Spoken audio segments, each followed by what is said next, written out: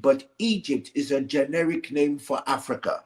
So when you read about Egypt as a place in the Bible, it refers to Africa. When you read about Ethiopia, Kush, it refers to the African continent.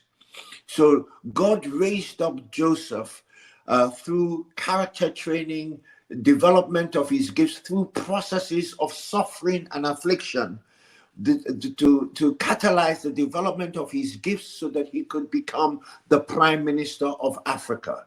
Now, the Bible tells us that Africa is by God, is predestined by God to provide spiritual leadership to the world, economic leadership to the world, and political leadership to the, or governmental leadership to the world. It is written, Isaiah 19:19, in the last days there shall be an altar in the midst of Africa.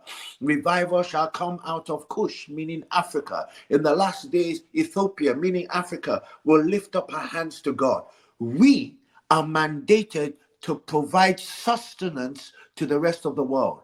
There is nothing new under the sun. What has been shall be, because everything works in cycles. In the time of Joseph, the whole world came to Africa in a time of world famine to buy food. Africa has 85% of Africa's land is arable land. So the whole world is coming to Africa to buy food. If we can break that spirit of colonialism, neocolonialism, agrotech colonialism, and all the financial colonialism, if we can break it and deliver our nations out of the bondage to debt, if we can raise up godly leadership, Joseph type leadership, who can bring mindset transformation for systemic reformation, for sustainable revival. Statistics tell us that in 2050, and these are United Nations statistics, 65% of Africa's population, the world's population, will be African. 65%. That means Africa will dominate the world. Number two, by 2030, every 3 out of 5 babies born will be African. Not if Tinubu continues the way he's going with the economy. Well, there's a wind of change blowing over Africa because God has to remove the corrupt leadership.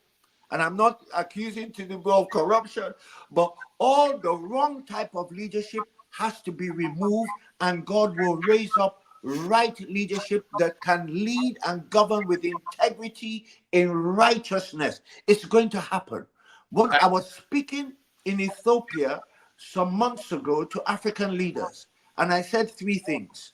There's a wind of change blowing over Africa, and it's going to catalyze a change of leadership, for leadership that God will raise up to steward the continent into its redemptive destiny and purpose.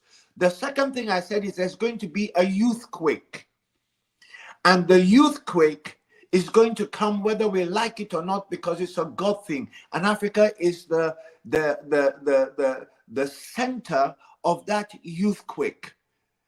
So 85% of Africa's population are between the ages of 15 to 40 that are disenfranchised, have been to school, don't have jobs, and they're going to rise up and they're going to topple governments to bring about leadership change, to bring the continent and the nations within into its redemptive destiny and purpose. But we, as Joseph type people that God is raising up, all the Nigerians, you go anywhere in the world, I'm sure you find a Nigerian in the North Pole. If he's not doing church, he's doing some kind of business. So we're all over. Africans are all over the world. And God is allowing us to acquire skills so that we can come back to Africa and rebuild Africa systemically, so that we can be empowered, so that we can provide sustenance to the rest of the world. not the world raping us. So that colonial